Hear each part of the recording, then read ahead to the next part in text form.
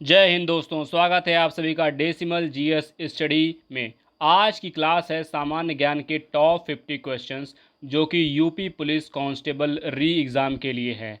ये वीडियो होगी 10 से 15 मिनट की और इसमें हम लोग जो है टॉप 50 क्वेश्चन टॉप 50 क्वेश्चन सामान्य ज्ञान के डिस्कस करेंगे और इनको जो है सॉल्व करेंगे।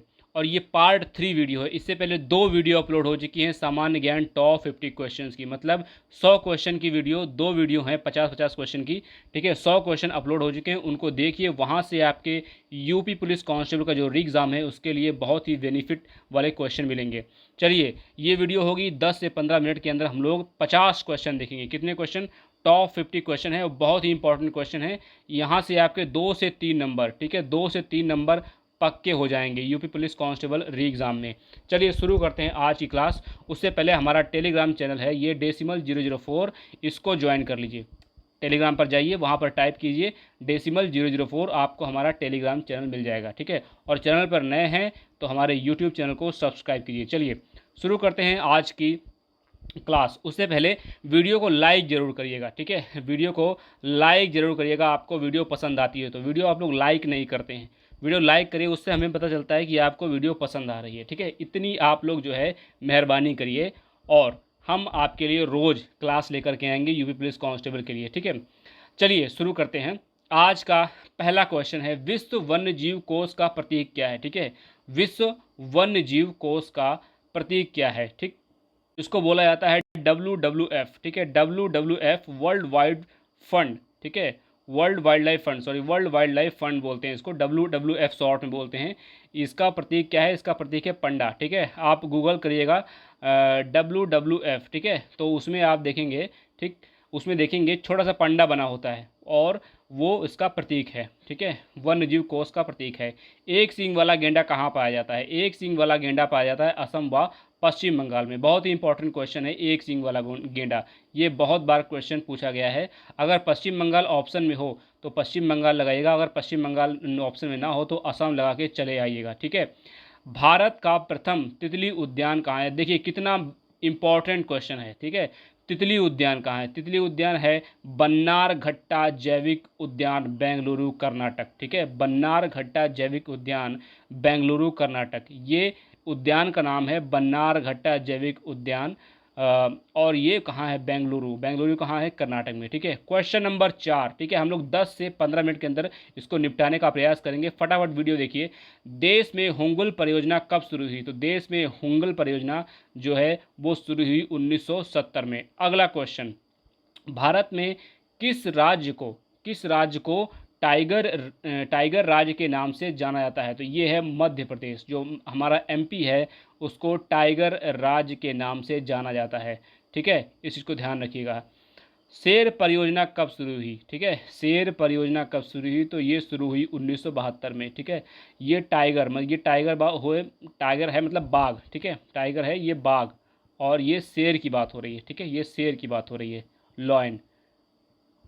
अगला क्वेश्चन, क्वेश्चन नंबर 7 देखिए। बुक्सा बाघ परियोजना भारत के किस राज्य में है? बुक्सा बाघ परियोजना भारत के पश्चिम बंगाल में है। ठीक है, क्वेश्चन नंबर 8, बाघ परियोजना कब शुरू हुई? तो ये शुरू हुई 1973 में। अभी ऊपर शेर परियोजना थी। ठीक है, ये है शेर परियोजना 1972 में, और 1 साल बाद शुरू हुई बाघ परियोजना। शेर और बाघ दोनों अलग अलग हैं, नहीं पता तो कंफर्म और क्लियर करके जाना पेपर में, नहीं तो गड़बड़ करके चले जाओ। जिम कॉर्बेट पार्क का पुराना नाम क्या है? तो जिम कॉर्बेट पार्क का पुराना नाम हेली नेशनल पार्क है। ठीक है, घड़ियाल परियोजना कब शुरू हुई? घड़ियाल परियोजना शुरू हुई 1974 में। ठीक है, 1974 में घड़ियाल परियोजना शुरू हुई। घड़ियाल अलग होता है, मगरमच्छ अलग होता है, इस चीज़ को आप ध्यान रखिएगा। घड़ियाल का मुंह थोड़ा लंबा होता है। ठीक है, और मगरमच्छ जो होता है उसका मुंह लंबा नहीं होता। घड़ियाल और जो है मगरमच्छ में अंतर होता है। NTPC का पूरा नाम क्या है? NTPC का पूरा नाम है national thermal power corporation, national thermal power corporation. ठीक है, और आप लोगों को वीडियो पसंद आए तो आप लोग लाइक करिएगा, अपने दोस्तों के साथ शेयर करिएगा, और चैनल पर नए हैं तो उसको चैनल को, हमारे यूट्यूब चैनल को सब्सक्राइब जरूर करके जाइएगा। ठीक है, वीडियो को लाइक करिएगा, अगर आपको थोड़ी भी वीडियो पसंद आती है तो लाइक करिएगा, उससे हमें पता चलता है कि आपको वीडियो पसंद आ रही है। क्वेश्चन नंबर आपके सामने है 12, तारापुर परमाणु केंद्र कहाँ है? तारापुर परमाणु केंद्र कहाँ है? ये तो है महाराष्ट्र में। तारापुर परमाणु केंद्र है महाराष्ट्र में, ठीक है। रावत भाटा परमाणु केंद्र कहाँ है? तो रावत भाटा परमाणु केंद्र है राजस्थान में। अगला क्वेश्चन देखिए, बहुत ही इंपॉर्टेंट क्वेश्चन। मगर परियोजना कब शुरू हुई? मगर परियोजना शुरू हुई 1975 में। अभी ऊपर बताया था कि मगरमच्छ में और घड़ियाल में अंतर होता है, ठीक है। मगरमच्छ में और घड़ियाल में अंतर होता है, तो मगरमच्छ परियोजना जो है वो मगर परियोजना के नाम से है 1975 में, और ऊपर जो हम लोगों ने देखा था 1974 में घड़ियाल परियोजना शुरू हुई। इस चीज़ को आप लोग क्लियर करके रखना, मगर और घड़ियाल में कन्फ्यूजन मत रखना। पेंच राष्ट्रीय उद्यान कहाँ है? तो पेंच राष्ट्रीय उद्यान है महाराष्ट्र में, ठीक है, महाराष्ट्र में। केबुल लामजाओ, इसको केबुल लामजाओ कहीं के लिखा होगा, कहीं कीबुल लामजाओ लिखा होगा, ठीक है। तो कीबुल लामजाओ या केबुल लामजाओ राष्ट्रीय उद्यान, ये राष्ट्रीय उद्यान है, ठीक है। कहाँ पर है? ये राष्ट्रीय उद्यान है मणिपुर में, ठीक। अब बताइएगा मणिपुर की राजधानी क्या है, ये आप कमेंट में लिखिएगा। राजाजी राष्ट्रीय पार्क किस जानवर का प्राकृतिक आवास है? राजाजी राष्ट्रीय पार्क किस जानवर का प्राकृतिक आवास है? तो जंगली हाथी का, ठीक है, राजाजी राष्ट्रीय पार्क। क्वेश्चन नंबर 18 आपके सामने है। देखिए, कह रहे हैं कि सरिस्का टाइगर बिहार, ठीक है, सरिस्का टाइगर रिजर्व या सरिस्का टाइगर बिहार कहाँ पर है? तो आप ध्यान रखिएगा कि ये राजस्थान में है। क्वेश्चन नंबर 19 है, गैंडा परियोजना कब शुरू हुई? गैंडा परियोजना वाले क्वेश्चन बहुत सारे हैं, और परियोजना वाले क्वेश्चन जितने भी हैं, आप ये जितनी परियोजना है इस पेज में, इस PDF में, ये याद करके चले जाएंगे तो परियोजना से 1 या 2 क्वेश्चन बहुत ज़्यादा आएगा, नहीं तो 1 क्वेश्चन तो आता ही है। अगर आएगा तो यहीं से आपका हो जाएगा। गैंडा परियोजना कब शुरू हुई? तो गैंडा परियोजना शुरू हुई है 1987 में, ठीक है। क्वेश्चन नंबर 20 है, पश्चिम बंगाल का शोक किस नदी को कहा जाता है? तो पश्चिम बंगाल का शोक कहा जाता है दामोदर नदी को। क्वेश्चन नंबर 21, इतिहास का पिता किसे कहा जाता है? तो इतिहास का पिता हेरोडोटस को कहा जाता है। ये तो अगर आपने हिस्ट्री पढ़ी होगी तो कहीं ना कहीं शुरुआत में ही लिखा होगा। सिंधु सभ्यता की खोज किसने की? तो राम बहादुर दयाराम साहनी, ठीक है, राम बहादुर दयाराम साहनी, इनका नाम याद रखिएगा। आगे देखिए, क्वेश्चन नंबर 23, टॉप 50 क्वेश्चन है, उसमें से हम लोग 23 नंबर क्वेश्चन पर पहुंच गए हैं, ठीक है। देखिए, क्वेश्चन है कि सिंधु सभ्यता की लिपि किस प्रकार की है? सिंधु सभ्यता की लिपि जो है वो किस प्रकार की है? वो है भाव चित्रात्मक, मतलब वो चित्रात्मक है, ठीक है, भाव चित्रात्मक है, उसमें छोटे छोटे चित्र बने हुए हैं। आप NCERT की क्लास 6 की किताब देखेंगे ना, तो उसमें दिखेगा आपको कि किस तरह से उनकी लिपि है, वो अभी तक पढ़ी नहीं गई है। सिंधु सभ्यता की जो लिपि है वो अभी तक पढ़ी नहीं जा सकी है, इसलिए हम लोगों को बहुत सारी चीज़ें सिंधु सभ्यता की अभी पता नहीं लग पाई हैं। देखिए, ऋग्वेद में कुल कितनी सूक्तियाँ हैं? तो ध्यान रखिएगा, ऋग्वेद में 1028 सूक्तियाँ हैं, ठीक, कितनी सूक्तियाँ हैं? 1028 सूक्तियाँ हैं। चरक संहिता पुस्तक किससे संबंधित है? तो चरक संहिता जो है वो चिकित्सा से संबंधित है। किस वेद को भारतीय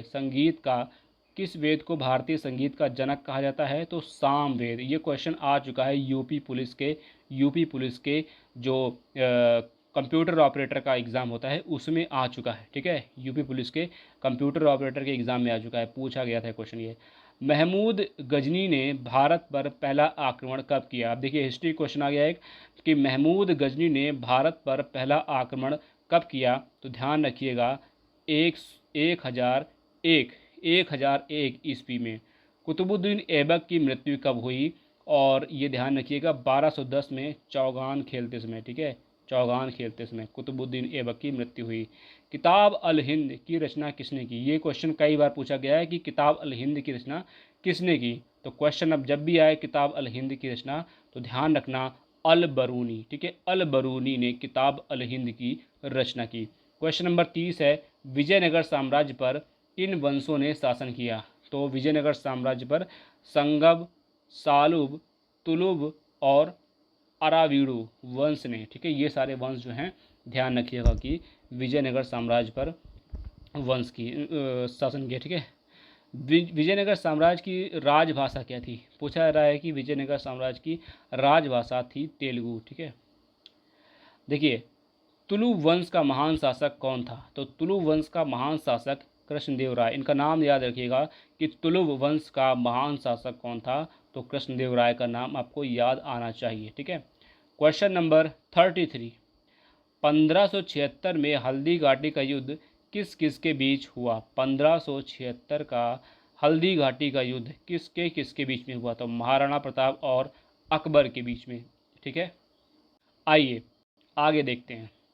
क्वेश्चन नंबर 34 है, 1527 ईस्वी में खानवा का युद्ध किस किस के बीच में हुआ? तो खानवा का युद्ध जब भी कहीं क्वेश्चन पूछा जाए तो नाम ध्यान रखिएगा कि राणा सांगा और बाबर के बीच। ठीक है, 1527 का खानवा का युद्ध राणा सांगा और बाबर, ये दो नाम आप याद रखेंगे। गुरु नानक का जन्म कब और कहाँ हुआ? गुरु नानक का जन्म हुआ था 1469 ईस्वी में अविभाजित पंजाब के तलवंडी में। ठीक है, अविभाजित पंजाब मतलब कि पंजाब देश आज़ाद हुआ उसके बाद विभाजित हो गया ना, तो जब विभाजित नहीं हुआ था, पार्टीशन नहीं हुआ था, तब तलवंडी में हुआ था उनका जन्म। असम का चैतन्य किसे कहा जाता है? तो शंकर देव को असम का चैतन्य। ये क्वेश्चन काफ़ी इंपॉर्टेंट है। ठीक है, आप कभी क्वेश्चन आए कि असम का चैतन्य किसे कहा जाता है, तो शंकर देव को। मुगल वंश का संस्थापक कौन है? तो मुगल वंश का संस्थापक सबको पता होगा, बाबर है। बाबर का जन्म 1483 ईस्वी में हुआ। मुगलों की राजकीय भाषा क्या थी? तो फारसी थी। ठीक है, आगे देखिए, बाबर ने भारत पर कितनी बार आक्रमण किया? तो बाबर ने भारत पर 5 बार आक्रमण किया। बाबर ने भारत पर 5 बार आक्रमण किया। पानीपत का प्रथम युद्ध कब और किसके बीच हुआ? पानीपत का प्रथम युद्ध जब भी पूछा जाए तो 1526 में इब्राहिम लोदी और बाबर के बीच में। ठीक है, पानीपत का प्रथम युद्ध अगर आपसे पूछा जाए तो 1526 ध्यान रखना, और इब्राहिम लोदी और बाबर के बीच में पूछा जाए लड़ा गया था। ठीक है, जब भी पूछा जाए तो ये क्वेश्चन देखो, क्वेश्चन ये काफ़ी इजी है। अगर किसी ने हिस्ट्री पढ़ी है कायदे से तो उसको बहुत ही इजी क्वेश्चन लगेंगे, लेकिन यूपी पुलिस कांस्टेबल के एग्ज़ाम में एक स्टैंडर्ड है उनका। ठीक है, वो इस तरह के क्वेश्चन पूछते हैं। चलिए, क्वेश्चन नंबर 42, और क्वेश्चन यूपी पुलिस कांस्टेबल के लिए बहुत ही इंपॉर्टेंट क्वेश्चन है, इनको हल्के में मत लेना। ठीक है, चंदेरी का युद्ध कब और किसके बीच हुआ? तो चंदेरी का युद्ध हुआ है 1528 में मेदिनी राय और बाबर के बीच में। ठीक है, मेदिनी राय और बाबर के बीच में।